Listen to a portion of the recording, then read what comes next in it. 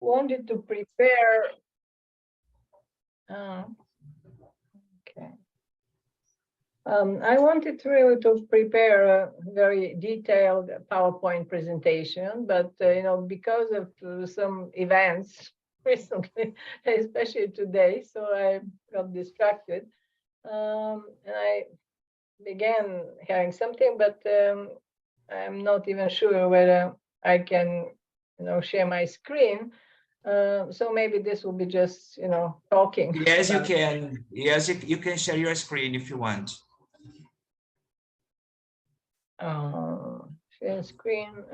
Okay, but I have only few slides, and then if you want, you can send it to me, and I will present it to you. No, I will see. Okay, so where is this share screen? Screen share. Yep.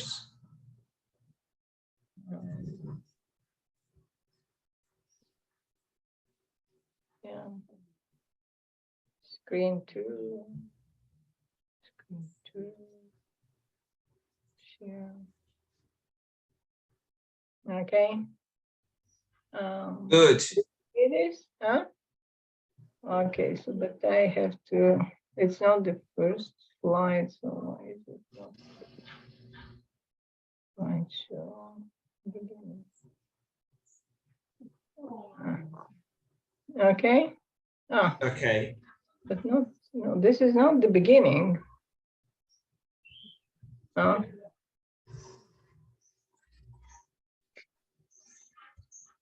Yeah. Yeah. Okay. So this is the title of the work that has been done after significant time has also passed from our joint project from RC36 on the COVID-19 pandemic, and especially we, a group of researchers from different countries tried to collect data for a project that initially was with the focus on social, psychological, and psychological experiences during the pandemic. But when we began collaborating, scientists and researchers from different disciplines, we decided to transform it into a kind of interdisciplinary project. And so we had a little bit different focus of the whole project, and it became more sociological. So it was not just the reactions of the people and, for example, the study of anxiety, stress, depression, and other consequences of the measures that has been taken in different countries, but rather we also focus our study on something that is a little bit more sociological and not just social psychological. And this was actually the background for the decision making in different countries, in different nation states, as responses to the first wave of the pandemic. And this was really, we can say that this is perhaps the most important focus of almost all the research on the first wave.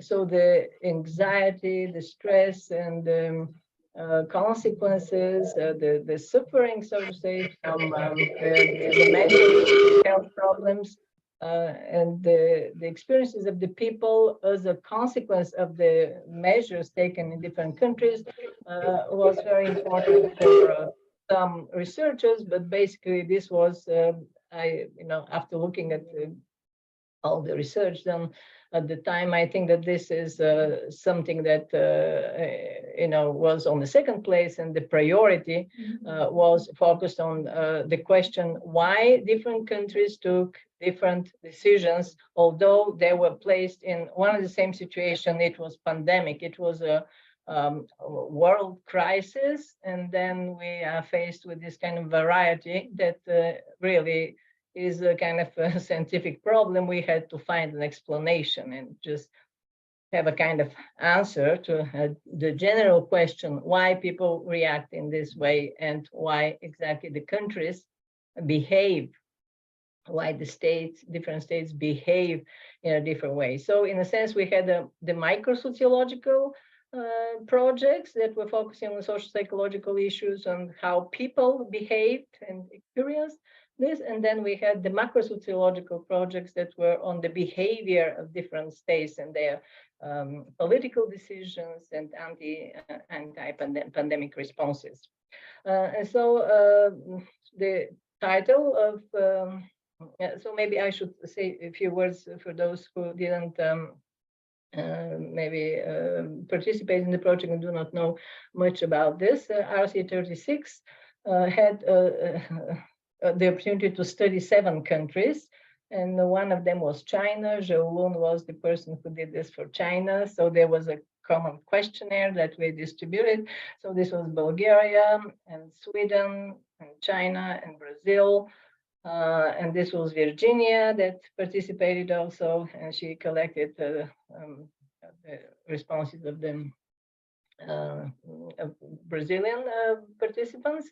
And so we also tried Israel and Germany, and the States. So basically these were our sample countries.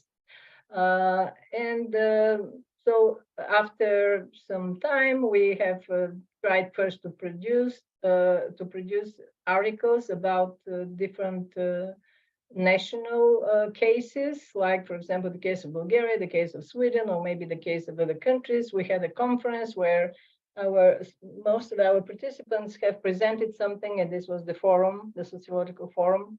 This was the session of RC36 in which we presented.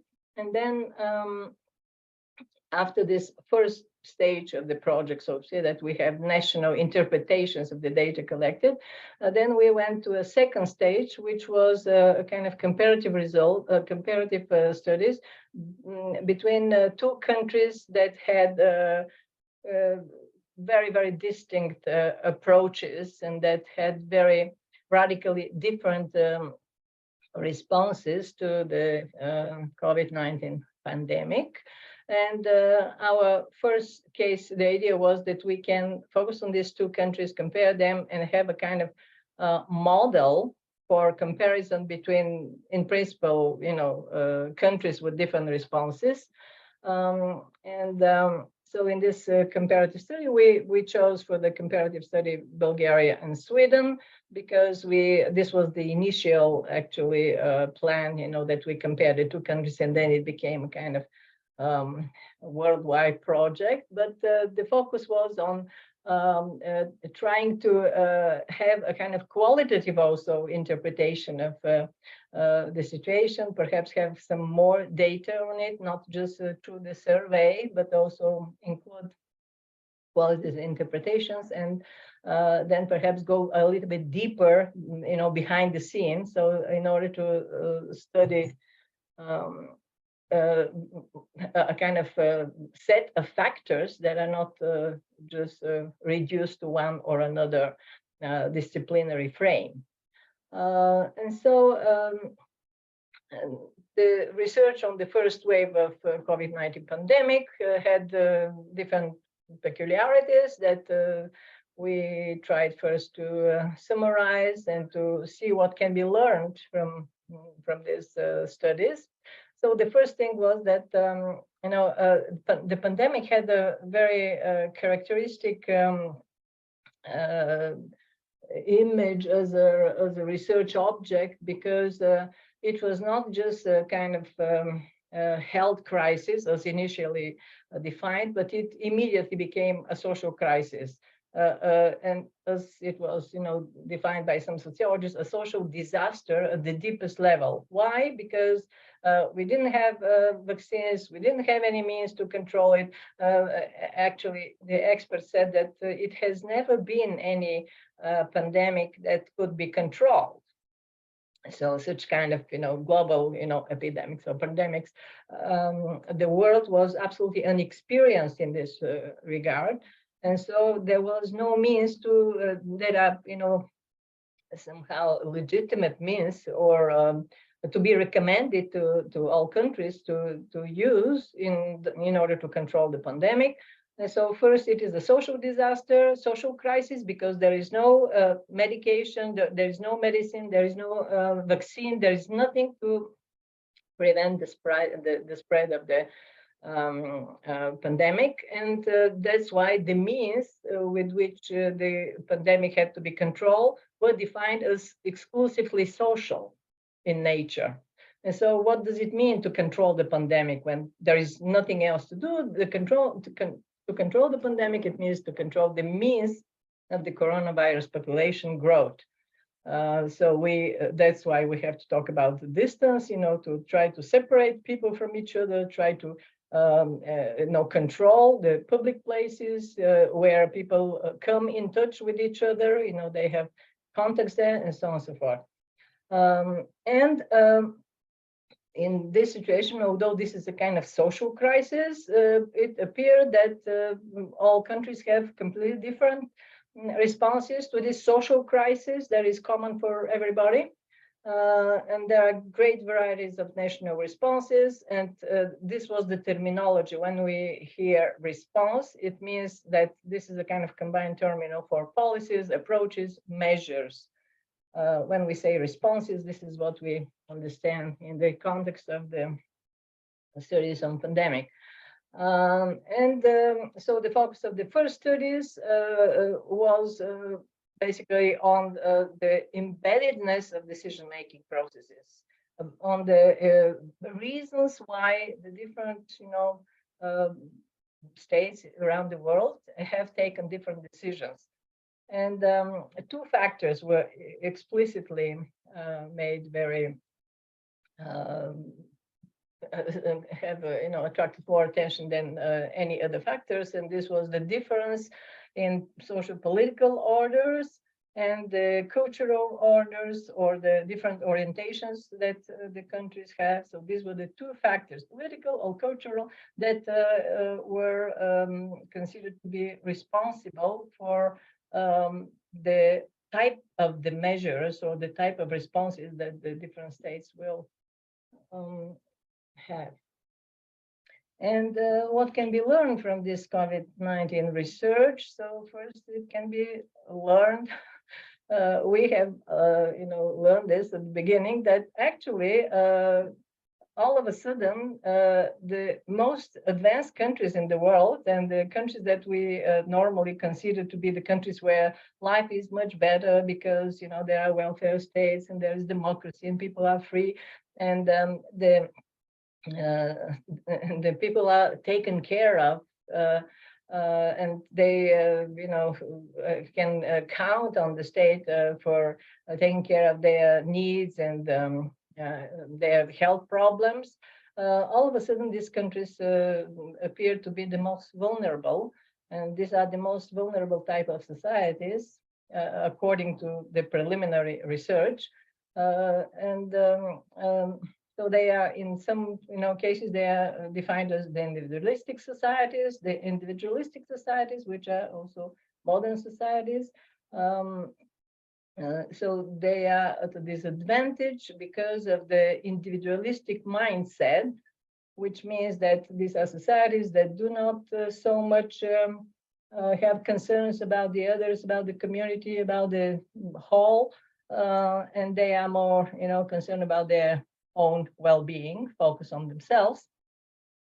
And also societies in which democracy is very much developed, so they have a high quality of democracies. These societies also were the societies that actually had greater problems, and they had more COVID-19 cases, and they have much bigger mortality rates. And this was related to the fact that these societies had problems. They were a little bit slower to implement the restrictive measures. They were hesitant.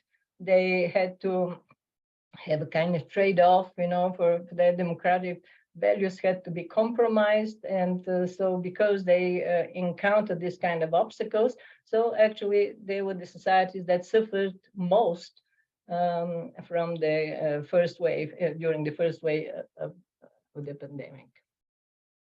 And so on the basis of this review of the literature and of the discussions that existed and the interpretation of the results, yeah, we decided that perhaps there is a room for some kind of new perspectives and new approaches towards this empirical material, because if, for example, the democratic societies are considered as very unsuccessful because they couldn't implement the restrictive measures quickly enough, and because they, even when they implemented them, the result was not so very good.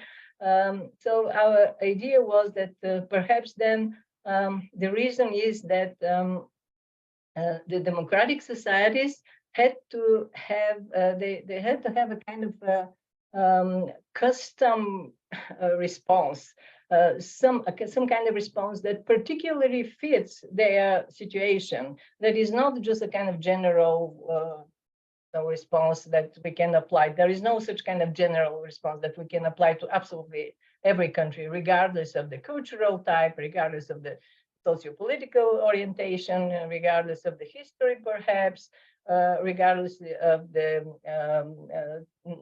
knowledge culture, of the perception that people have, of reality, and so on and so forth. So the idea was that perhaps, we need a new type of approach that will try to accommodate even those exceptions to the rule that absolutely all surveys had.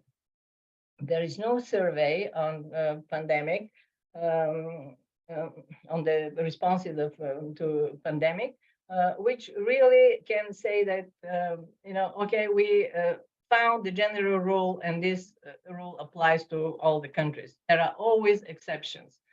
For example, there was one study that was very, very influential that studies the countries in the basically European countries that are with very developed economies. They are modern countries. They are, very high-level democracy countries.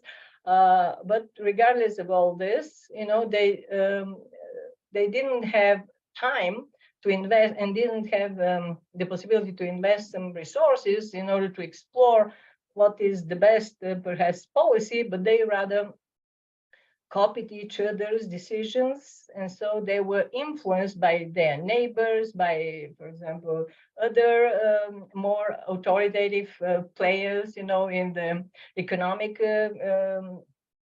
group to which they belong. And so as a result, so people were just following the leaders. There are some leaders, in the this group of successful high-level democracies and high-level economies. And that's why we can say that only some countries really were, taking the decision, but the other countries were just following them rather than, investing resources and efforts to find a kind of decision, to initiate a decision process that especially reflects their own peculiarities as countries and their own specificity. So the need of a new interpretative framework began to, so to say, crystallize as a perhaps new research goal. And what we thought is necessary is an interpretative frame which accommodates social, political, cultural factors, all different factors that we can find in the different studies of COVID-19, or even some that we can find as important factors in previous research on epidemics, or in, for example, studies of crisis in general, not just pandemic as a crisis. And this framework is supposed to be a little bit more advanced in that it is supposed to accommodate all possible responses, not just the mainstream, so to say, but also those responses of countries that are differing, the different. And in order to have this kind of framework, we thought that it is necessary to find two countries that are the two ends of a continuum of responses, the most radical in a sense, the one most restrictive and the other most liberal. And if we have these two ends of a continuum, then we thought that we can accommodate all other responses that are a little bit in between or tend to be associated with the one or the other pole. And thus we will have a kind of interpretive framework that will be a little bit more, advanced and capable of accommodating all the countries without exception. Because the study that I said, about the copying of, mimicking other type of decision making by accommodating the practice of or just borrowing the policies of other countries because you're neighbors, because you think that if the other countries have decided this, so it is safe to implement the policy in your own country. For example, these studies excluded Sweden because Sweden is an exception to the rule. From another point of view, Bulgaria also was a kind of exception to the rule, and there was something very interesting that we found in a qualitative analysis after we have done the quantitative study, when we paid a little bit more attention to details and to the very circumstances under which this decision was taken. So Bulgaria is the most restrictive in what comes out of this more detailed analysis, is an example of the most restrictive policy towards the controlling of the pandemic, and Sweden is the most liberal pandemic anti-pandemic policy for us. And we compare these countries, and we want to see how in the comparison between them, we can see what they have in common and what they have as a difference. And on the basis of this, we are going to create this kind of accommodative framework for perhaps all the cases that we can encounter. So Sweden, of course, is a Nordic OECD country. It belongs to this economic group of very successful European countries with high quality democracy and very developed economy. And Bulgaria is a Balkan country that belongs to the Central and East European post-communist bloc, so to say, because before it was the country, it belonged to the countries from the communist bloc, but now in the time of post-communist, formations, some perhaps experts in the field think that this kind of groupings, they are already dissolved, and perhaps there is no need to take account of them. But in our studies, it appears that regardless of everything, so Bulgaria and other Central and East European countries still have something in common. And it makes much sense, to analyze them as belonging to this kind of, post-communist, group. And these countries are, all of them are defined as emerging market economy countries. They are defined by their young democracies or semi-consolidated democracy. They have institutions that are not quite democratic. They are called democratic, but they are actually not quite democratic, not quite trusted. And so there are a lot of difficulties in, so to say, accommodating these countries. into the modern world of democracy, although they are considered to be young democracies. So we cannot say that this is a comparison between democratic countries and autocratic countries. This is rather a comparison between two European countries with different historical background, the one more belonging to what before was Western Europe and the other more belonging to what before was Eastern Europe.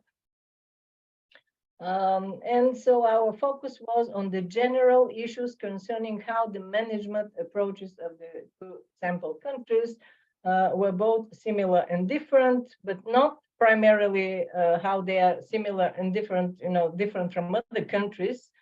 This is not, the point in our analysis. We're not going to compare Sweden with other Nordic countries and to see why they're different. And this is something that we can do at a later stage. But now we are more interested in seeing, how these two countries, although they are so radically different, they still have perhaps some things in common, and they have some differences, and they are going to, in our, according to our plan, they're going to help us to formulate this continuum, the two ends of the continuum to which they are, so to say, marginal cases or boundary cases.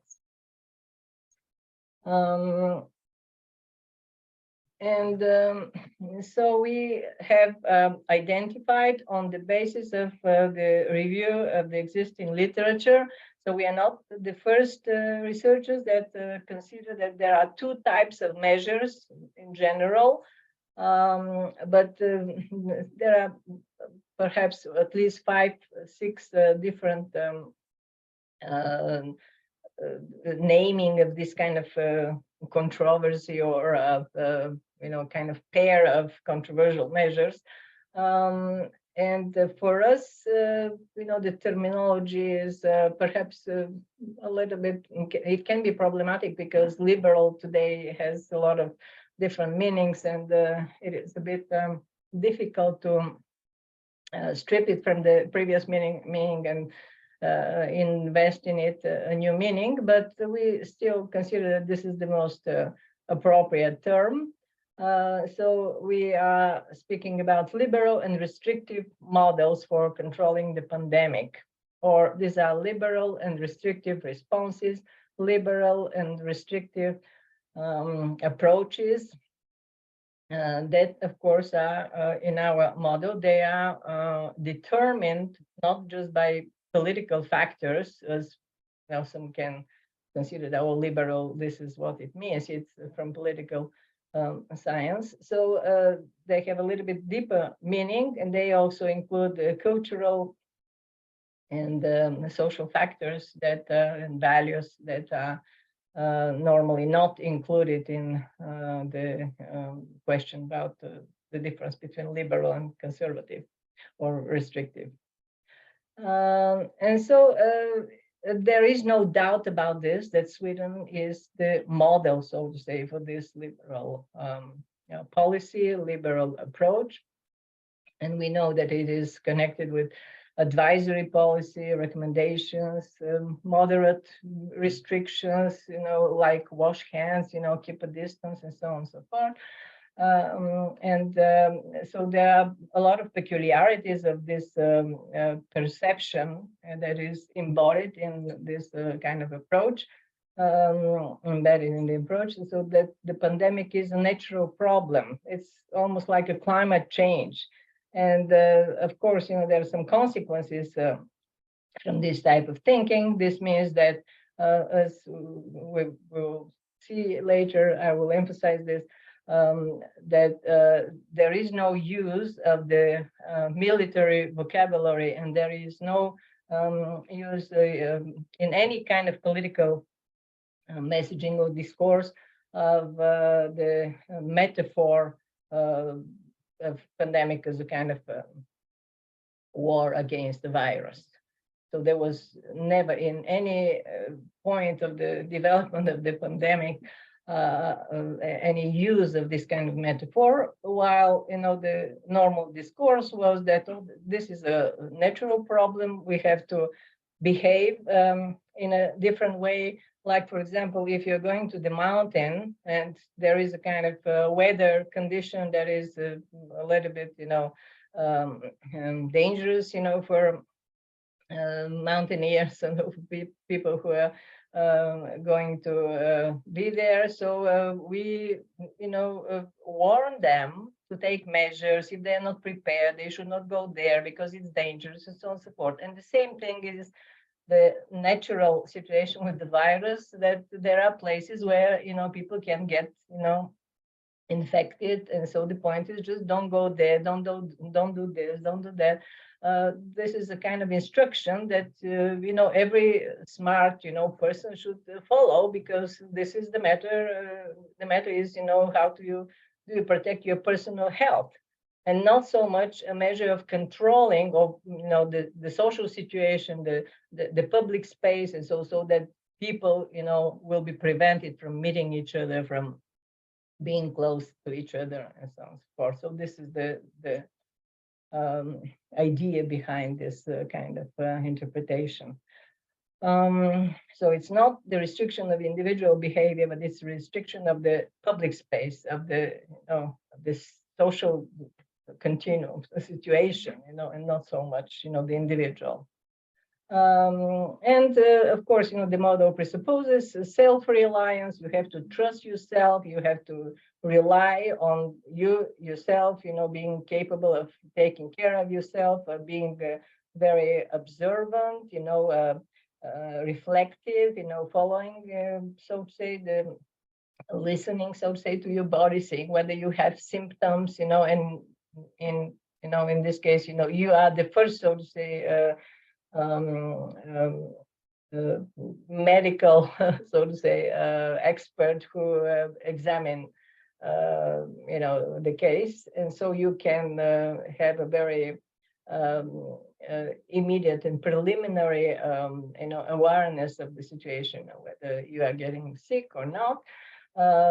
So you are responsible to us. Because everybody is responsible, and that's why that when you meet people in the street, they also are going to behave in the same way as you, because you all are responsible people, and you respect the other, and you are concerned about the whole society as a whole, not just about your own health. And so the public health problems, in a sense, they become mitigated through the cooperation on a societal level. So everybody is participating in this cooperation to put the pandemic under control. So, and of course, this presumes high level of social and institutional trust.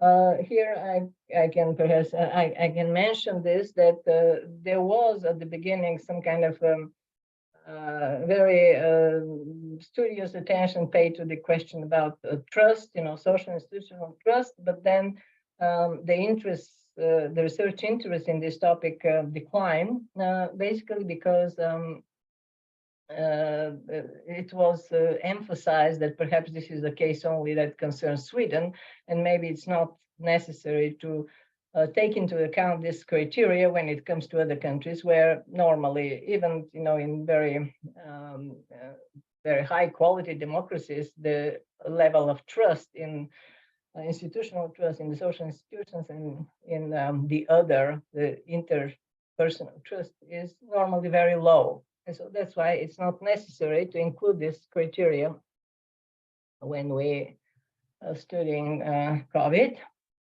And so the other model is the restrictive model, which is necessarily with a reference to a kind of constitutional provisions, which means that the constitution itself somehow orient the reaction to pandemic in the direction of treating the situation as a type of emergency, state of emergency, that very much resemble the emergency that we have in the case of war.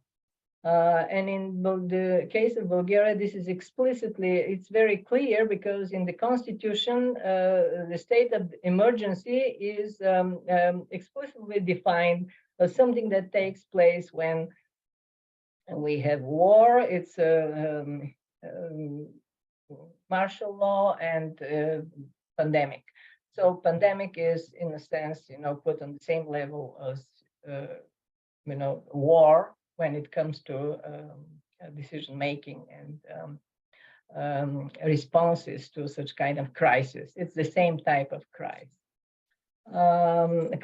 But in Sweden, this is not defined as a state, as a reason for a state of emergency. It is, just a kind of health situation which has to be taken care of, and decision has to be taken care of in cooperation with an expert system or agency, public health agency, that is supposed to provide the suggestion or the recommendation for how exactly the pandemic has to be handled. And then the decision is, of course, the government takes the decision, but in a sense, the measures and the strategy is prepared by experts on issues like medical issues and issues like pandemic and epidemic. Of course, we know what the restrictive measures were in most of the countries. These measures are just they're different in respect to the severity of the measures, but basically they were of particular. The list, perhaps, of measures was not very different in different countries. When we talk about Bulgaria, because the measures were extremely restrictive, I just want to give an example what I mean by very, very restrictive measures. For example, the mountain near Sofia, the capital, was also closed or locked down. So people were not supposed to go to the mountain, and the people were not supposed to go to the beaches on the Black Sea. And they also closed, which was a kind of also parks were closed, somehow.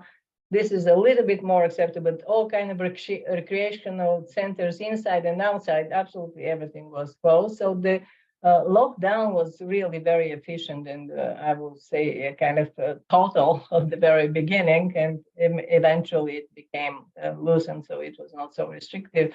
But it was quite the full range of restrictive measures perhaps could be found there. And also the law was had a kind of amendment so that there were very severe sanctions for people who do not follow it's not just the recommendation, but the rules. And for example, for not wearing masks, for opening, for example, your business illegally when it's supposed to be closed, and all kind of restrictions had very, very severe legal measures, and so there were sentences that were really 10 years in prison. So they were very, very exaggerated, I would say, not corresponding even to perhaps the nature of the crime, so to say. And one thing that was interesting here is that also all research on the pandemic was focused on the fact that in order to have a restrictive model, in power, so you have to have concentration of power in the hands of the executive, and this didn't happen in Bulgaria, and so that's why Bulgaria was a kind of exception to the rule, because at the beginning of the pandemic, so there was a kind of advisory system created by all experts on medical issues in Bulgaria, including the experts from the military hospital, that is one of the most respected actually medical institutions in Bulgaria. In this sense, Sweden and Bulgaria were two countries that had something in common. They both used the advice of expert systems.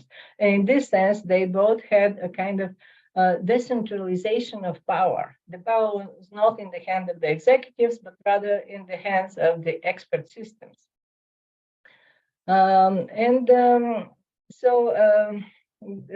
The restrictive measures also in Bulgaria could be, seen also as, they were, very much, they had a lot of expression in the media, and there was a discussion, there were use of military metaphors. There were military uniforms on the media talking about the war on virus, because the expert system that was entrusted with the fight against the virus. So the person who was the speaker of this kind of group was himself a major military officer, and at the same time doctor and director of this hospital. And in the sense, he was, the face of the anti-pandemic fight, so to say, as both a military respected personnel and military officer, and on the other hand, he was also a doctor. And so in a media discussion between the two groups in Bulgaria, doctors and military doctors, those that succeeded finally to who actually took the power in their hands were those who were, of course, those who were a little bit more influential in Bulgarian society, because there was a kind of survey that studied the level of trust in democratic institutions. And very surprisingly, just before the pandemic, it appeared that the democratic institutions have very low level of trust, but the not democratic institutions, like, for example, the church and the army, had very high level trust. So it appeared here that trust in principle may be not so important, but we have to really look at the structure of trust. What is that which the people in particular country are trusting? Because people may trust different things. And it's not necessarily the democratic system, the democratic institutions that have to be trusted. And so the interpretation of the Bulgarian case is that, yeah, trust matters, but in Bulgaria, the people invested their trust in the military, and they knew that the army is not a democratic system, so it's not so much, I would say, affected by the transition of the country from, a socialist country and communist country to a democratic country, to democracy. And that's why this system was, so to say, intact. And it was functioning, and people trusted this system. And that's why they chose the decision that is the suggestion that is made by this military system. And that's why so military medicine, I would say. And that's why on the media in Bulgaria, the people were convinced to stay at home, to accept the lockdown, and to accept all the measures by a person who was showing in a military uniform and telling them how it was in different crises, that actually were recorded in the history of the military medicine in Bulgaria. So this is a kind of interesting example. Okay, to make the long story short, so I will skip the discussions here that we have, but basically this is the model that we came to in conclusion. So we came to this type of model where the liberal and the restrictive measures, as you see, they are the two poles of a continuum. And if we want to evaluate the response of a particular country, so the suggestion in our article is that we have to take into account, several factors. We have to take the cultural orientations, we have to take the societal orientations, the social trust, the epistemic trust, and the perception of reality. And I will say a few things about each of these criteria. So the point is that whether the country is democratic or not, and what kind of democracy it has, according to us, is not sufficiently,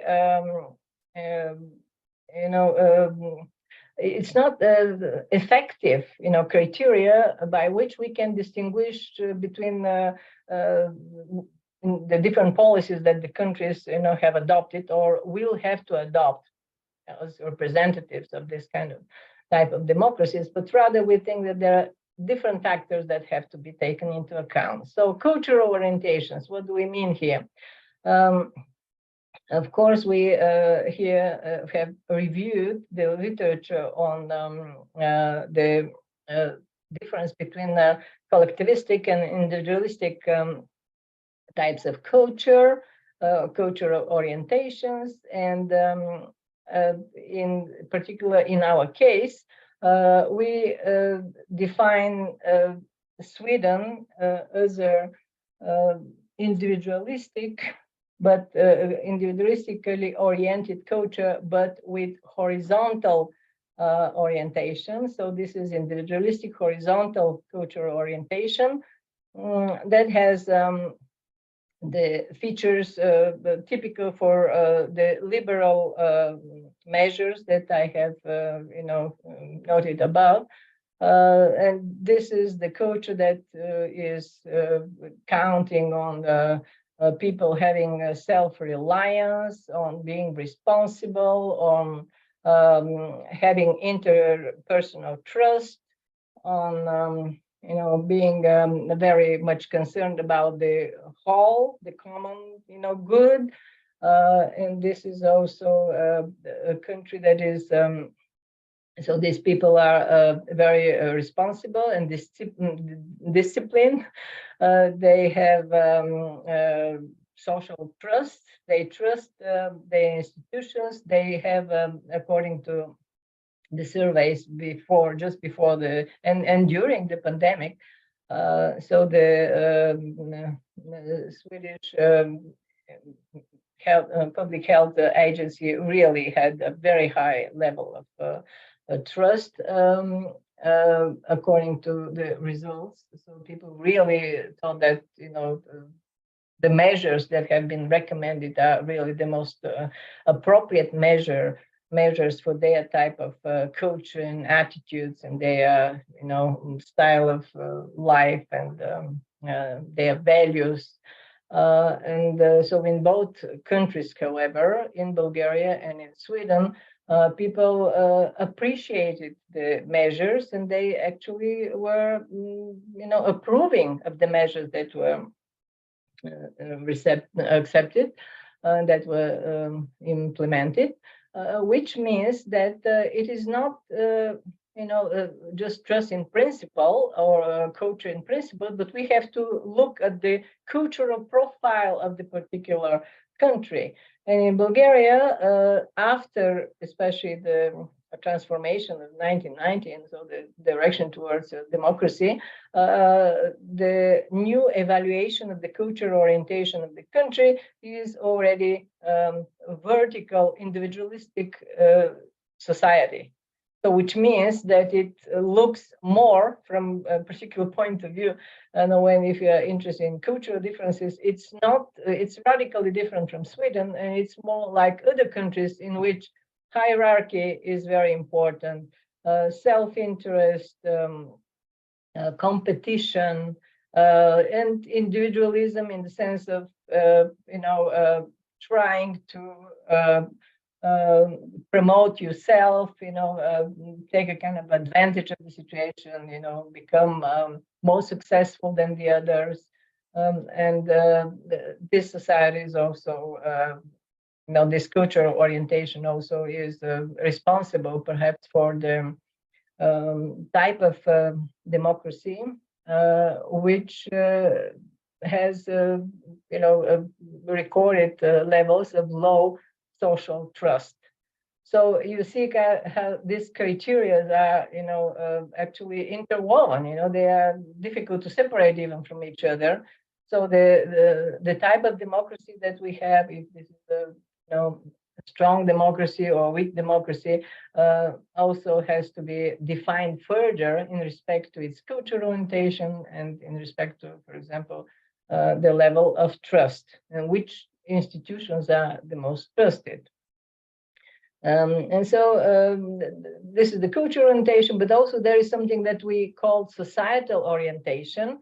And this is a new kind of factor that we didn't actually find in any other previous analysis of the COVID-19 responses. So there are two different types of societal orientation, according to us. And so the first one is a society that is that has its focus on the present, which means that the past and the future, so to say, used to support the present. So the present is the most important temporal dimension of society. And of course, here on the background of this kind of reasoning, there are rich sociological traditions, and here is Niklas Luhmann with his analysis of social time, and also George Herbert Mead, who also had a theory about the present, philosophy of the present. And so on the basis of these sociological sources, we make this difference between society oriented towards themselves in the present and societies oriented towards the future. And so the second case, the society oriented towards the future, so to say the present is responsible for the future, not just for the whole of it. So the individuals are responsible also for the future. And this type of societal orientation is especially important when the decisions are made, whether we should have a lockdown or whether, when restrictive measures, or whether we should have a bit of more liberal approach. The restrictive measures, apparently in all the literature that we have summarized and reviewed, actually this is emphasized that this is a responsible society because they're very concerned about the present, and they want really to take measures that will secure the health of the people. But this is just the one side of the perspective. We also can say that there is another approach, a society that is oriented towards the future, and perhaps we can, in a sense, be a little bit more disciplined, be a little bit more conscious about this, that when we restrict the businesses, the life of the people and the social communications, when we actually close schools and when we prevent the children of the world to go for 3 years to miss school, we also are sacrificing the future. And this is really the big difference here. I especially in this article, we especially have some kind of statistical information about the damages actually that lockdowns have done to children. And so there are, of course, especially who is so other agencies and UNESCO and other expert system, so to say, warning us about the fact that in the future, the big divide will be not between rich and poor, it will be between educated and between uneducated people.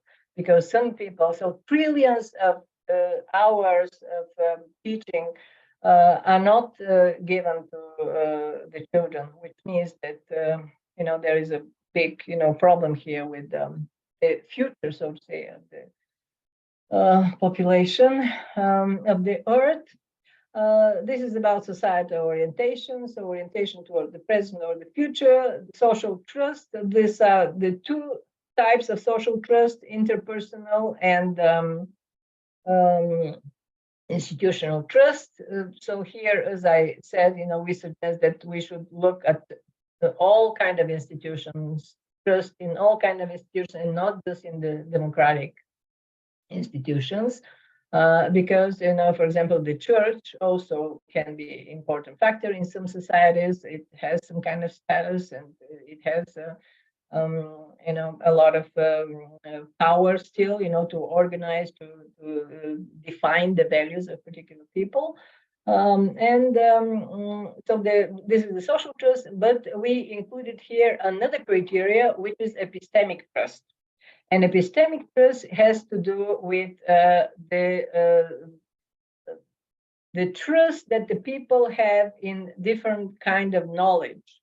So what is that which people count as knowledge? So, and we make the difference between two types of knowledge. There is knowledge from experience, and there is a scientific knowledge.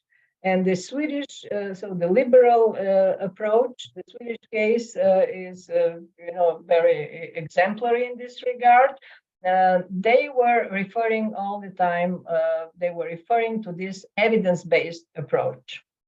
While in Bulgaria, the most important thing, the restrictive measures, the people who actually won the battle, the media battle, medical experts, were those who were talking about the experiences that we have with closing schools, with closing down businesses, because we have done this before. We know that this acts well, so there is no problem, and we have to continue doing this as before. So this is knowledge from experience as against knowledge, based on evidence or scientific knowledge. And this also is a problem that we can. Vessela, yes. we're coming to the end, so I'll give you more 5 minutes. Yeah. Okay. So just this is my last slide that I want to just say. Epistemic trust. This is the difference between evidence-based approach and experience-based approach, and perception of reality. This is the discourse about the pandemic as a war against the virus, or pandemic as just reality. This is just a natural problem that has to be treated as such. That's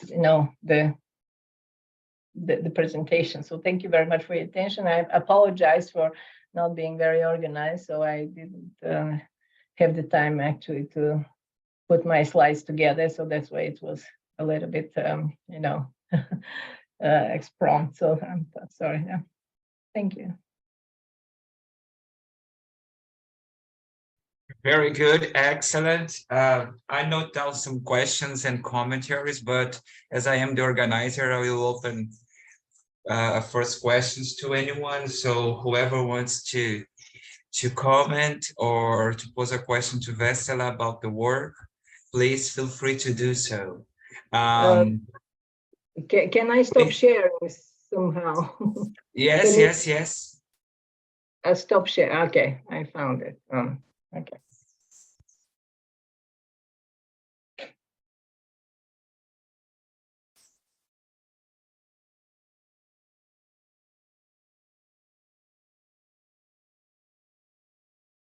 Yes.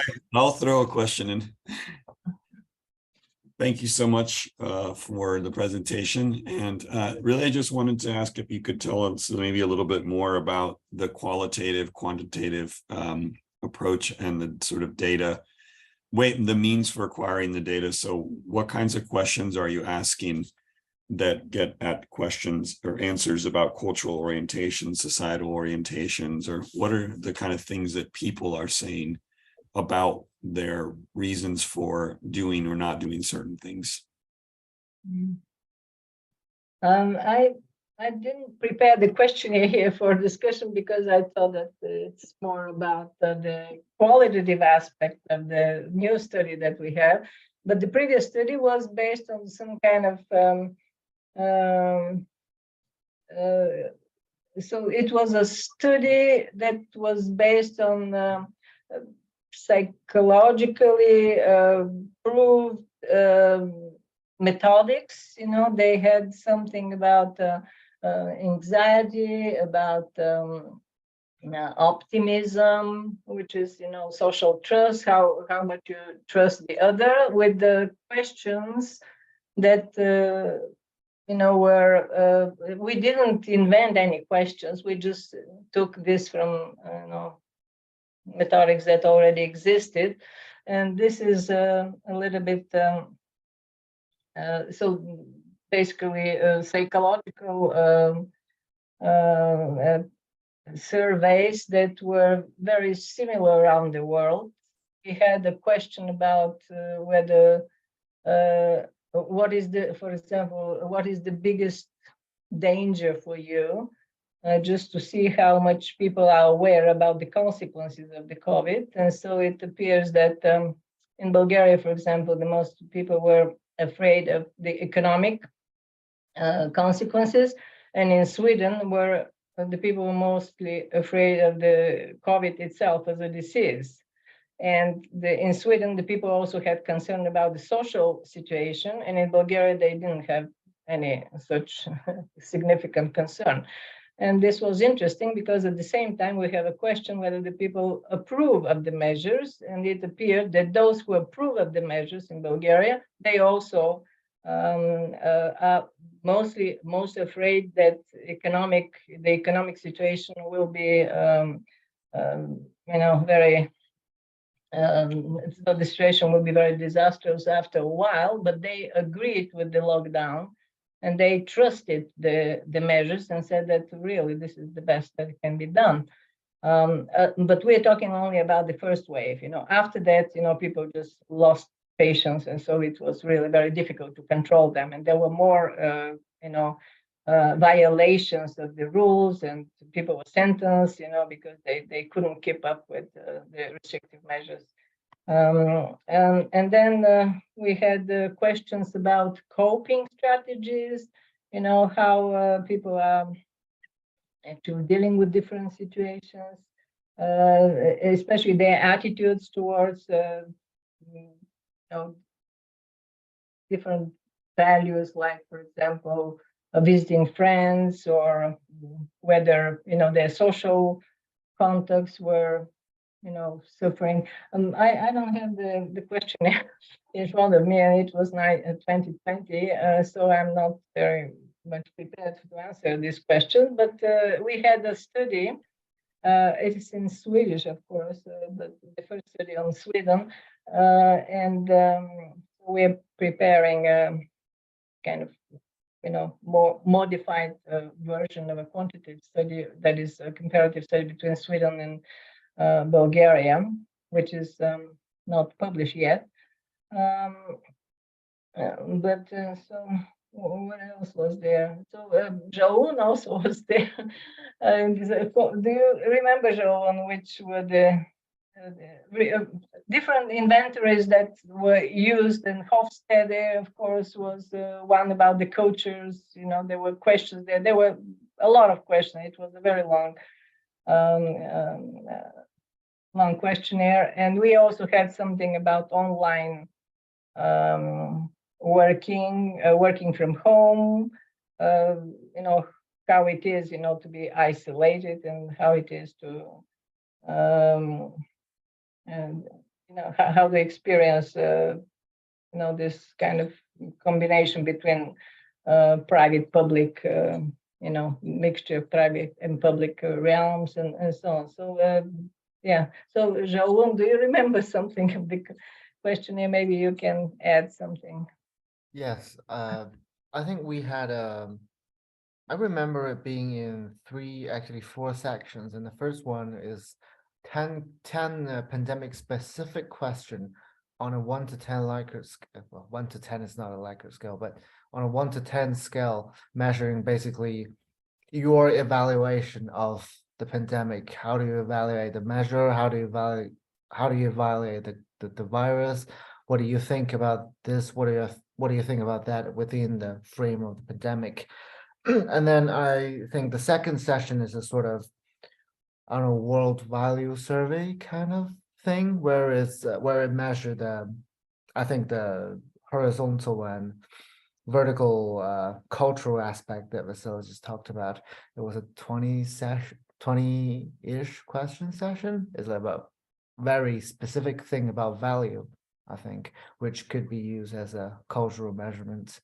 And a third part about generally social and psychological response. For example, I remember I had this social support variable. How do you have someone to loan you money?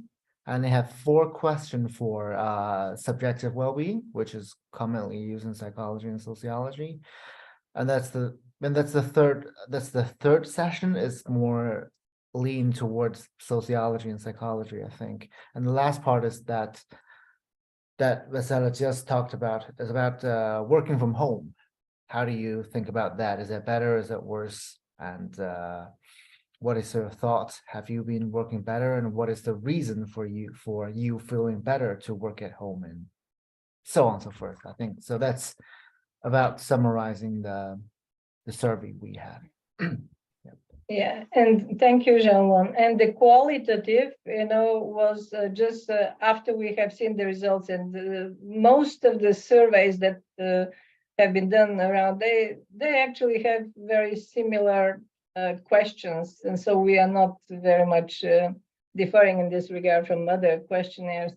But then we decided that these questionnaires are not focusing on the particular situation in different countries, that can perhaps reveal some of the reasons why the people were aware with the dangers and the consequences, and nevertheless they all like the different measures, which means that the measures are a little bit customized, to meet the particular expectations of the people. And that's why it was interesting to see why exactly the people were expecting to be locked down, that this was the best, what they thought it's can solve the problem. And so basically our idea was that if we implement the measures that were implemented in Sweden to Bulgaria, it will be a complete disaster, because nobody is going to be able to, deal with this. So when you just recommend something, it will be not followed. And I think we have some evidence for this, and especially when the violations of the rules were so many in Bulgaria, so more than 2,000 the first month.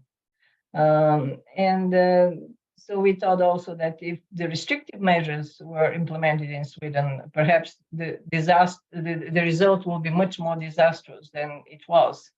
And so that's why the idea was that democracy needs a kind of custom,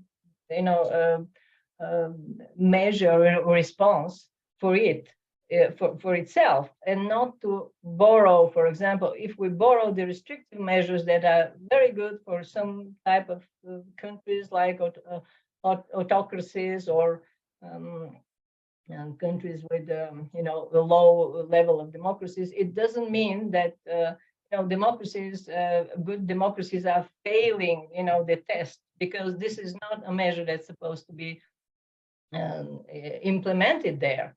Just the problem is that because of the lack of time, we have implemented to all these democracies a measure that just doesn't fit, and then are criticizing them for not being survivors, as, for example, the other countries that had much better, so to say, outcomes from and the result of the first wave. So this was the idea. We have to see what are the criteria that has to be taken into account, perhaps the next time if something like this happens, in order to have a kind of a policy or responses that fit well-established democracies, and not to try to borrow a policy from someplace else and then criticize the country that it doesn't actually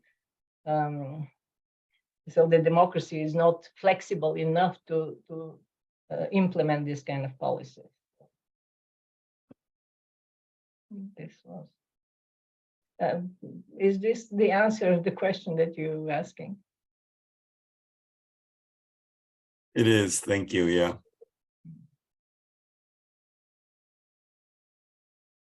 Dear friends, I have a small comment. Vessela, thank you so much for your presentation, because in my country, sociologists just somewhat forgot about the COVID issue, really. We think about another situation and other problems in our concept, but in your presentation, I see the very general but very useful model how to study the social reaction to the problem of COVID, and I really appreciate, and I think it's valuable to begin to study the problem and the two points of the continuum. I think it's very useful, and I always consider the problem in our country through this model, and I see also the exception, because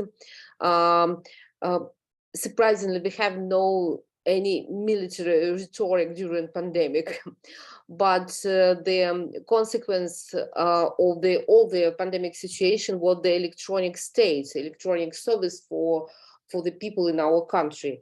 It is interesting consequence. It's I think it's a continuation of the problem of social control and so on. And really, I'd like to be the situation like in Sweden, but we have another cultural orientation and another collective memory, because the really situation hospital were constructed in our country like like during the World War II. This was really filled hospitals for coping with the pandemic patients, and it was very interesting, because I think we really forgot this practice, but no, we have only the experience of Soviet times, and I think this post-communist memory, post-communist trauma is very useful resources to analyze at least post-communist societies in our country, and I really appreciate the idea of two kinds of trust, interpersonal trust and social trust, and I think in our country we have low rating in both. It's a very interesting situation, and you told us about the expert systems. Yes, we in Russia we have the same, but at the same time they lose their authority during the pandemic, and the state was leader in the decision making, and our people had so the lowest, I think, trust in this situation, and the lowest trust to the medicine and science. Yeah, I think, and thank you so much. I will think about it on the basis of your conceptualization of the problem. Thank you.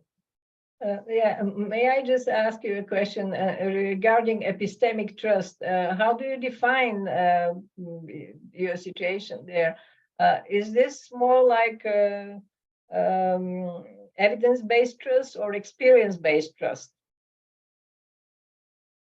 Um, More we have a science or more experience? Because you said Second World War, so this is really evidence. This is experience-based trust, and most people that use the military metaphors and the language, you know, Yes, we have surveys in our describe country the about situation. that, but I really could not find there any military metaphors, surprisingly. And I think Russian society, I'm sure that we have individualistic now grassroots culture. We have high atomization in our society, notwithstanding all these ideological claims and service and so on. And I think we have only the memory about the Soviet grassroots experience about the times, but on the state levels, we have some sort of practices to cope with the social crisis and such enemy like coronavirus. I think so, because people didn't see in the reaction to the pandemic any military association, maybe any. Yeah, it's interesting. Yeah, but this also the people who in other cases, you know, and even in medical discourses, using you know, when in for example, in regards to some kind of diseases, cancer and others, they use this kind of military metaphor, and they, you know, suggest that the patients are in a situation of war against a disease, and so it's from there. It is a kind of medical, you know, discourse, but it was related to other diseases, and so now it's transferred. So it's not just the military experience itself.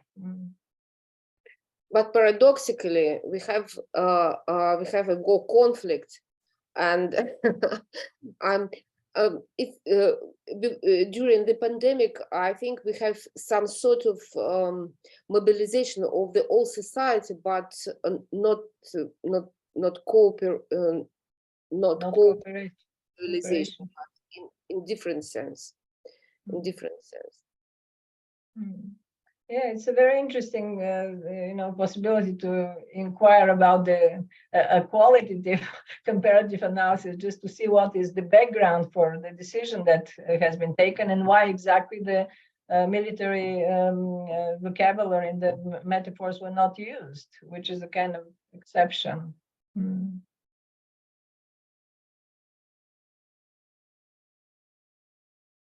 Andrew, you have the word. Thanks very much.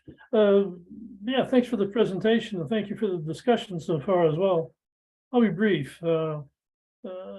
How, in your opinion, Vessela, to what extent is this model that you've developed working on a theoretical foundation for discussing the pandemic? How can it be extended to other issues as well? It would seem to me that the kinds of categorizations that you made, the kinds of conceptual structures that you're dealing with could apply to a broad range of societal programs, not just pandemic, not just health related, not just responses to public health issues. I mean, I know that the discussion, your discussion of this theoretical model was very focused on the pandemic, even talking about pandemic sociology to some extent and some of the associated works. Does this have a broader application? And if so, what you might suggest it could be?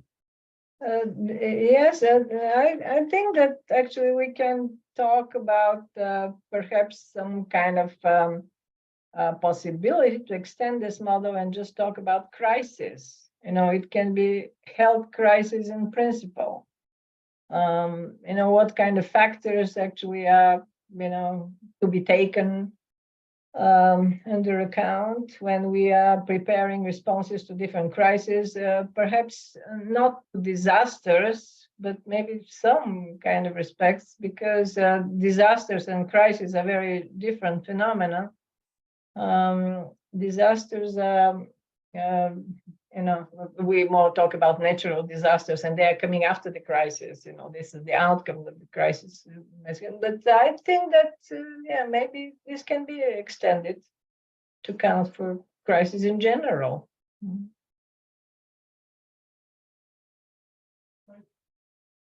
Crisis only, or other kinds of developments? Are crises limited to natural issues, shall we say, like a disease, or can they be extended to include, labor disagreements? They're talking about a train strike in the United States over, or they were over the holidays, for instance. That certainly qualifies as a certain kind of crisis, I would think, for example. Yeah, I mean, maybe we can talk in general about the background for decision making, which is not just political reasoning. So maybe this is the thing. So every time we have a kind of political decision making that's controversial, maybe we can apply some kind of similar, theoretical framework to frame, so to say, the response and to see. So responses can be, political responses can be of many different types. So yeah, you're right. Perhaps I didn't think about this, but it's possible. Oh, thanks very much. I just want to, first of all, thank you for this presentation. I think it was great. And my perspective comes from somebody who likes creating methods, right? I mean, we are in the field of social psychology with the questionnaires, right? And the social representation they have. And then you comparatively found two modes of managing the same object, which was the pandemics, right? So you had like these two idealized modes, in which, of course, there were several variations, as yourself said, right? And no model was completely equal, but we could see both models working not only in Europe, but also here in Latin America, right? Where each country had its own pandemic management, and each one brought some different results, of course, percentually, right? Brazil holds half of South American population. And, but my question here is that when we talk about questionnaires, our biggest fear is to overcome just an opinion research, right? Our biggest objective as sociologists is to get to the furthest and the deepest, right, of how this data can relate to each other. So I want to congratulate you because you contextualized the research. I believe, as someone who is listening, right, to your work, and I believe that the pandemics was something that the whole global suffered equally at the same time. So we could propose some method to analyze this from a sociological perspective between countries, right? But if it were, for example, an economic crisis instead of a health crisis, perhaps we would be dealing with other type of discourse, numbers and figures, right? But the idea here to create this method and this questionnaire and the way you treat data, right? Because it didn't treat the data equally. Of course, each country came with some sort of different data, and data had to be like, go to some balancing processes. right? And what struck me the most was the individualistic versus the collectivistic type of societies, bringing a little bit about Jalum's work as well, right? Because I believe that the fact of being in this liberal mode where individualistic practices emerge culturally, and then you have this other system where you have more collectivistic action, right? They have nothing to do with the informational warfare when they politicized COVID-19 and it made it something political more than health related. It wasn't something natural, it was something political. It involved public policies, it involved vaccines, it involved the banks and the funds, it involved multi-institutions. As yourself said, it was over-institutionalized, but because it was politicized, right? Michael mentioned about this informational warfare, the right and the left. This happened in Brazil. We had a genocide running the pandemics. Okay, Brazil was the last country to buy vaccines. We lost over 600,000 people in the pandemics, and we could have saved half of them. Right, so we had what in English is a naysayer, who says no, who denies that things like the earth is flat or communism exists, you know, something like this, right? These fairy tales, people who believe in myths. But this is what happened in Brazil. People didn't believe in vaccines, they believed in chloroquine. Right, so and the president himself didn't want to take a shot, didn't want to make himself an example. He took money from the health ministry and from the public service of health to go to the military.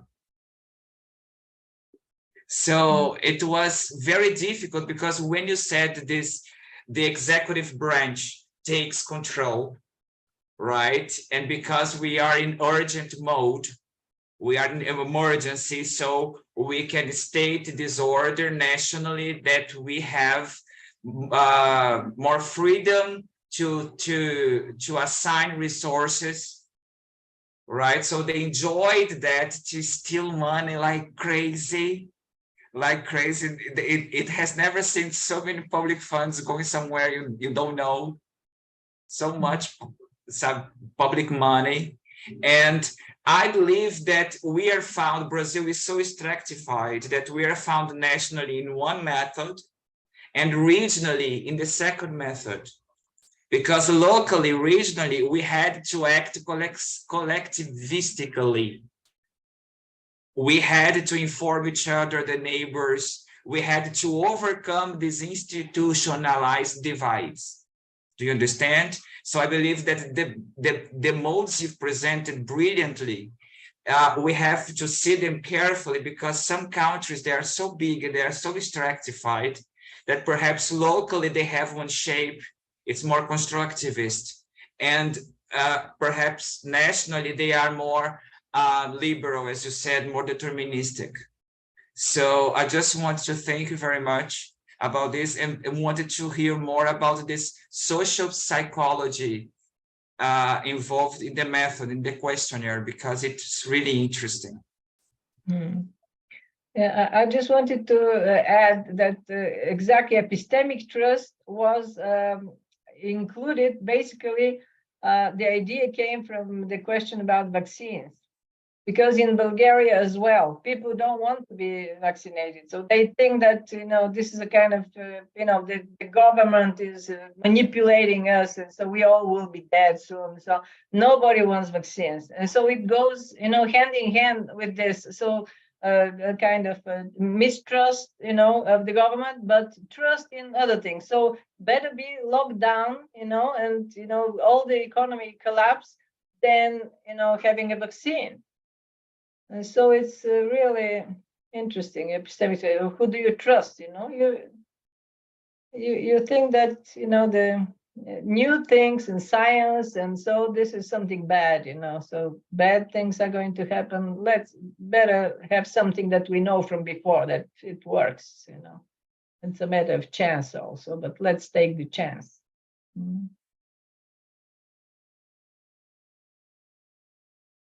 Yeah, yeah, something like this. Apparently, we have to write an article about this. Yeah, exactly. The worst thing is that people believe in this. Yes, yeah, exactly.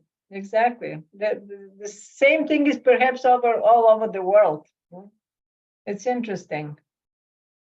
So that's why I think that it's not about, do you trust the other? Do you trust, institutions? What kind of institution? What kind of knowledge do you trust? These things are perhaps a kind of essential, addition to what has been discussed before. Andrew?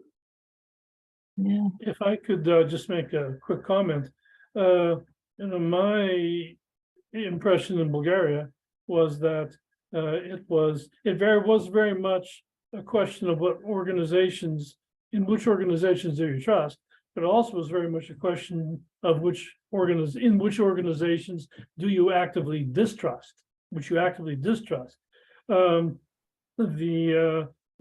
in my observation is that in Bulgaria, people actively distrusted, people who made a medical argument, a scientific argument for vaccines, for example.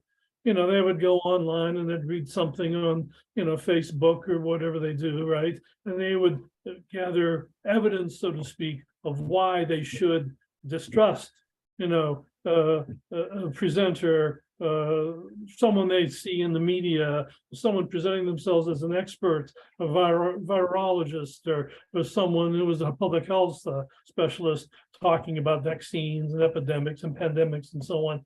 They would not trust that person. It wasn't a question of trusting this person. It was that, but they would also not trust that person, actively not trust that person. I think that's fair to say. You could correct me, Vessela, if you disagree, but that's the health system had very, very low level of trust. Nobody trusts the doctors, their medical knowledge. No, that was disaster. Complete, mistrust. Yeah. What do you think about the societal orientation? I don't know whether this is an important thing from your point of view, but so, for example, the focus on the present, the focus on the future, these are two different theories about society. And the previous society, the before modernity, it was society focused on the past, that it's tradition that keeps society not developing because, the past has to be preserved in the present. And so the modernity came with the pretension to be concerned only about itself. And now, in a sense, we can see the results here because the present is taking over and consumes the resources of the past and the future, in a sense. And this is the question about climate change, about ecological issues. About this little girl from Sweden, that is concerned about the future of children. And of course, there are people who really don't like her because, they think that it's not the business of children to be involved in politics. But yeah, so there's something, the reasoning behind this societal orientation had this background. Pandemic is one of the types of problems that we have of modernity. It's a modern society that is not concerned about what happens after it.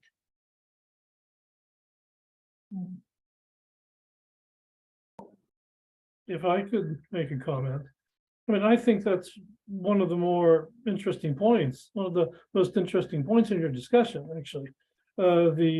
the other issues, questions of public trust, or particularly particularly perceptions and the epistemic structures that epistemic trust people have, and so on. I think those are very important. But this whole issue of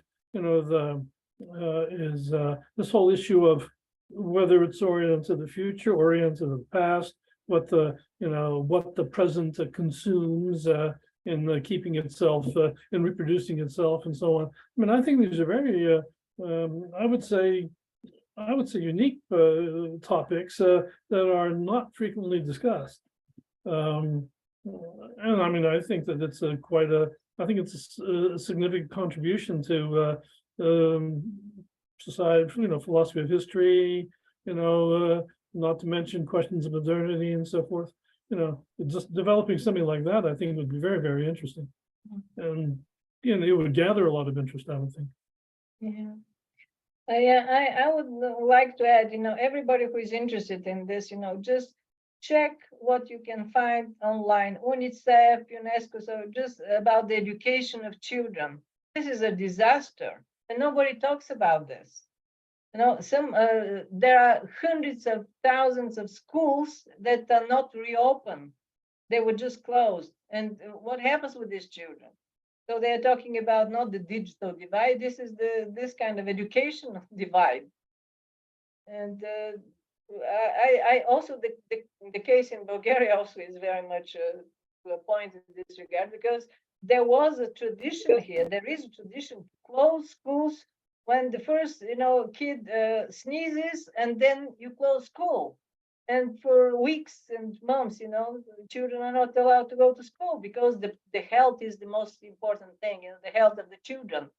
Yeah, but this is the concern about the present. Now we are going to control the epidemic, but what happens eventually?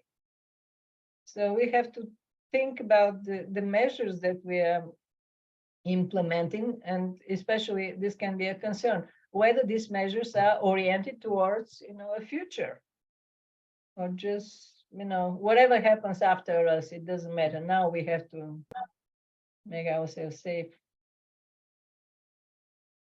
I don't know if this is relevant in your countries. Creo que la discusión es interesantísima y nos daría como unas 3 sesiones más mínimo, no solo para discutir eso, porque creo que cada uno de nosotros en nuestros países tuvimos una experiencia distinta. Y cómo podemos comprender eso desde una cuestión de información. Y ahí tenemos que llegar tanto en la dimensión de la información.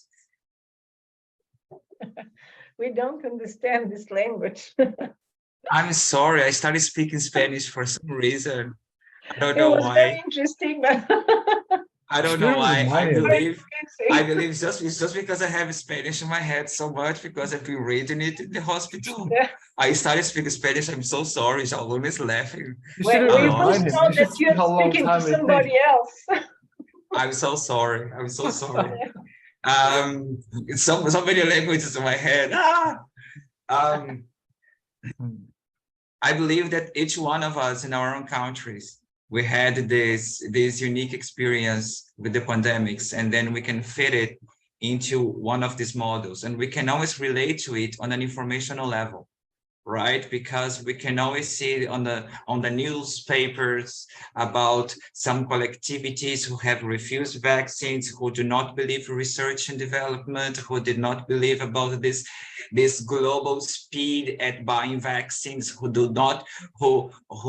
had a previous distrust in the government, but however they trust some other national institutions because they don't need logic to operate their own imaginaries. Right, so we cannot speak of homogeneity is out of the question here when we talk, right, to this informational dimension. So it's really interesting because it really tackles how information and politics are bind together, right? Because politics is pure. If politics is discourse and representation, then politics is pure information. So all your ideologies, they will be shaped by which information your identity accepts and which information your identity doesn't. So there we have another dimension with culture, because identity is culture. So I mean, it's really striking what we can do as social scientists to separate all these dimensions, which in reality they cannot be separated. Right? We cannot cut the cultural from the information, from the political, from the social, from right. We cannot put them in different sections, but we can do that as scientists. And this is what most amazes me about being a sociologist, I have to say, is how we put reality into fragments so we can dissect it little by little in the entirety. So it's already only yes. In order to put it back together. Of course, to understand it better, to bring light to it. Of course, to shed light to it. Of course, that's the idea. If we do not aim some social transformation, why are we here for? Right? So, I mean, why do we lose sleep? I mean, my sleep patterns have changed since I read some Foucault. So I sleep less and wonder more. So Foucault really Foucault up my life, and and I'm so sorry. I had to come with this joke today. I heard it last week and I had to share. So it's already 1 p.m. here. I am calling the end of this meeting. It will be recorded in the cloud. Whoever wants the link to watch it. If you have any more questions, we have each other's email address, so we can email each other with any further questions. Just to let you know that I have received you both works, okay, for the book proposal.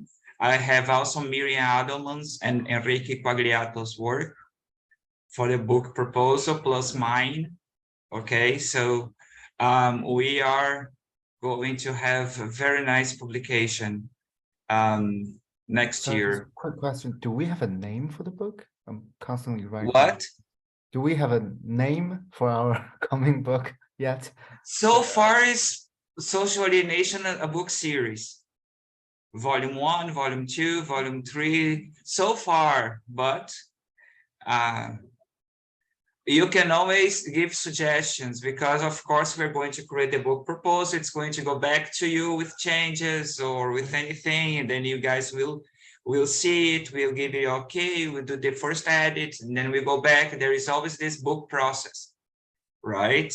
So, and just to let you know that we already have the second book proposal, which is about the COVID and the pandemics group related with Vessela and Andrew, right? Only social alienation articles about the pandemics, or the comparative analysis between nations, which is what we do. So Vessela, if you want to talk a little bit about this book. The point is that it's not, it's very, the progress of this project is very slow.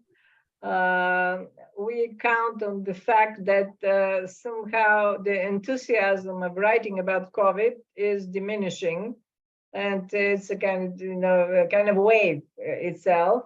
And still the articles that we see and that are coming up, 2022, they again are focused on the first wave, which is really very interesting.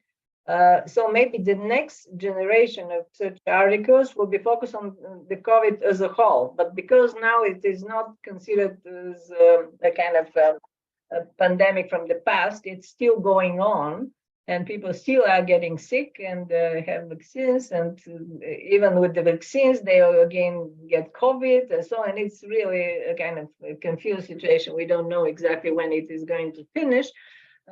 So the focus is continuously on the first wave.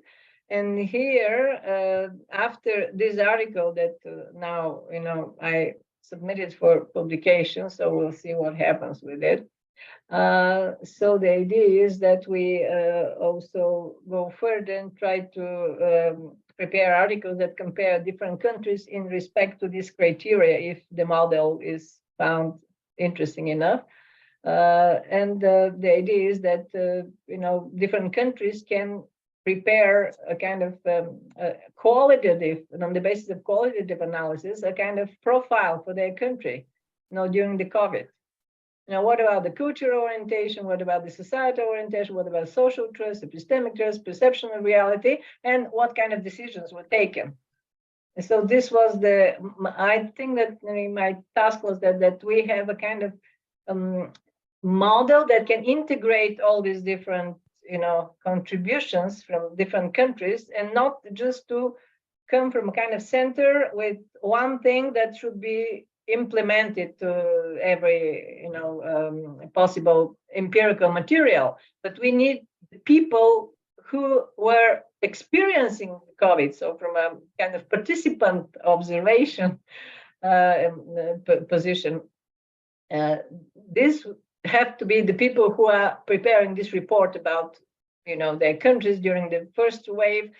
This means to see the media, what the media have been saying, what the first thing, constitutional provisions, what exactly the constitutions of the country say, whether there were expert systems that were participating, what the cultural orientation was, whether the cultural orientation affected, so to say, the reception of the measures, so that they were approved, such things. But we, from the outside, we cannot exactly evaluate these things. And so the idea is that this is really a collaborative project, that everybody, contributes with an analysis of one's own country. And that's why it takes time, but I don't think that it's aged, so I think that. Very good. Excellent. Excellent. I think Jalon's idea is quite good. Here in Brazil, we already have research groups who do. I just want to say, maybe, you also can make for Russia. What do you say? We can, but we can include Russia. What do you think? Can we? Do you think that you can, just on the basis of on the basis of the analysis of media, or? Yeah, maybe if maybe you can send me the text of your article to use the model, and yeah, exactly. You can prepare the same. Yeah, it's not necessary that you exactly have the same kind of survey as ours. You can use other survey results. But to have the publication to. Yeah, exactly. To so cooperate. this is what I suggest.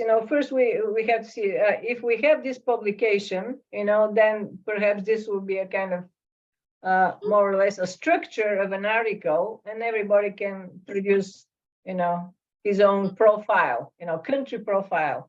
What about, the pandemic in your country? Yes, I think about it seriously. It's when we were talking about all this, I immediately looked through the Russian articles about the military metaphors, and surprisingly, I found that our sociologists and linguists wrote about the using of this metaphor in the Western Europe, but not in our country. Yes. Yes. But in your case, you can just see why exactly the metaphor is not used. Maybe there are other circumstances, maybe the cultural orientation, maybe the societal, maybe, so it's interesting just to see what can be done with these sociological parameters. Yes, I think in media there were this metaphor. I think so, but I'm sure that on the individual level we not used to. We didn't use this metaphor. So in Bulgaria, a lot of people were fighting the virus. Okay. I like when we network in our sessions. It's really nice. It's really nice. Well, everyone, we have come to the end of the session. I appreciate your presence.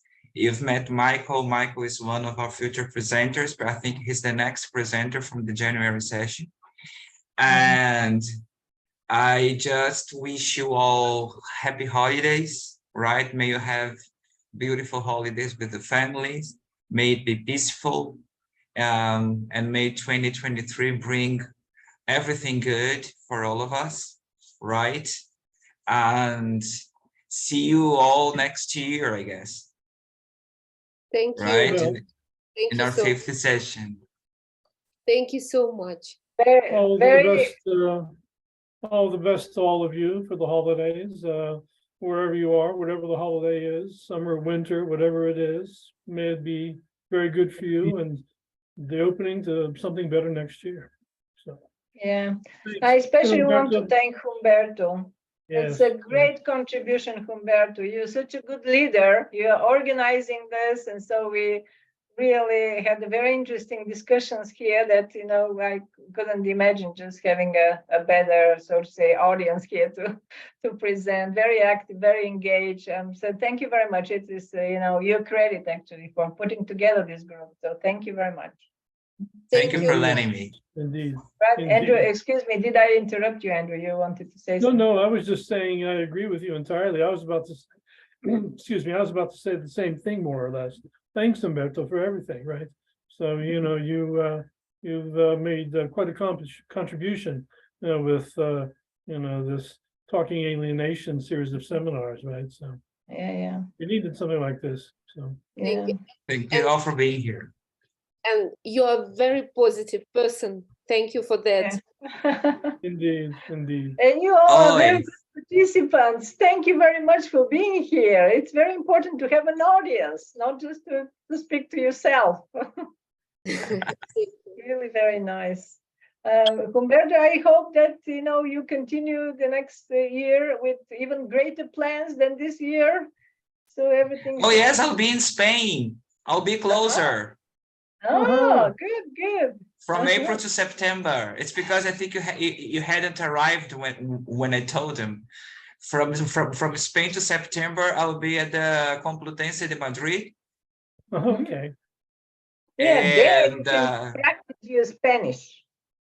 oh yes, but I've lived in Uruguay. I will bring my South American Spanish to Spain, and if they don't get it, I don't mind. I don't care. I'm proud of where I am. So this South American Spanish, which is not my native language, but I married, my husband is from Uruguay. I met him when I was in my master's. So we got married there, and then we came back to Brazil. I came back to Brazil and brought him. I tell him everyone that I bought my husband from Shopee. And this is it. I'm going for 6 months. From April to September. So we're going to have the chance to meet. Okay.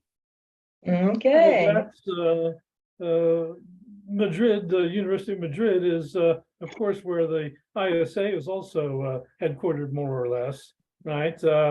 It's been like that for quite some time. You know, Isabel Berlinska is there at the university as well. You know, I think the ISA uses the services, staff services, other kinds of things provided by the university there. So maybe you'll have some trouble. Maybe you'll have a chance to cause some trouble, some mischief with the ISA if you're there in Madrid. Yeah. Beautiful. And I want to thank Olga and Xiaolun for their participation, and I'm really very pleased. Look at us. We are international sociological community. We're so great, you know, so it's very difficult, you know, to create actually such kind of international discourse on sociological issues. So I'm very pleased. It's a great support for me during my Russian dark times. Yes, Yeah. Nightmare in our society, and we have no future. You don't think about the future. You don't have epistemic trust in. Yes. Say thank you so much for your support, dear colleagues, and it's so valuable to me as a sociologist just and You appreciate your participation very much, you know that. Very much, very much. Yes, Okay, next- everyone. Next My year, dog says, we have a congress next year to think about. Yeah. Wow, such a beautiful dog. Oh, Humberto. yeah, he came to say he's hungry because here is lunchtime. Okay. Okay. Okay. Yes, we All the have the best, Congress everyone. next year, Okay. right? Yeah, the Yeah. Congress next year. Everybody should be aware of this fact. We have to impress them. Very RC36. good. thank you. Bye, Okay. everyone. All Have right, nice see you all again holidays. soon. Okay, Bye-bye. you too, all everyone. Yeah.